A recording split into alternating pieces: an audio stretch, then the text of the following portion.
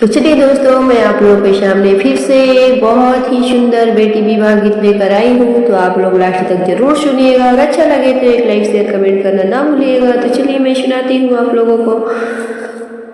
एक दीने बेटी हो खेलना गईली, आमा उनकर जोहे लगली बाट।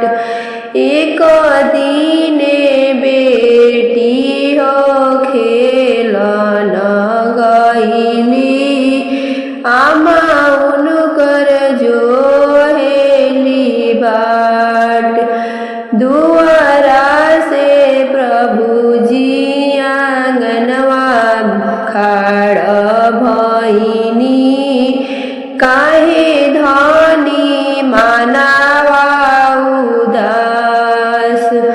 दुआरा से प्रभु जी आंगनवा खाड़ भईनी, काहे धनी मानावा उदास।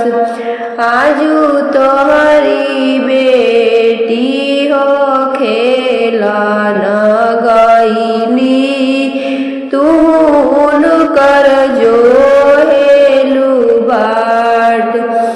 एक दीने बेटी ससुरा चली जइहन, के कर जोहबू धनी तू बाट। ऐसन बोली जानी बोलिए प्रभु जी, लागेला करे जावा में चोट। के करा के गोदिया सुताइब हमरो मोरे प्रभु जी, के करा जगैबो भिनुसार। के करा के खोर भर दूधवा पियाइब, के करा से कहब दिल के बात।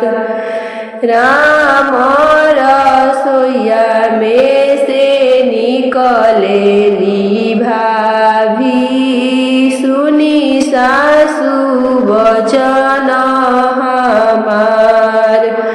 हमारे के गोदिया सुताइबी मोरे सासु, हमके जगाइब भिनुसार।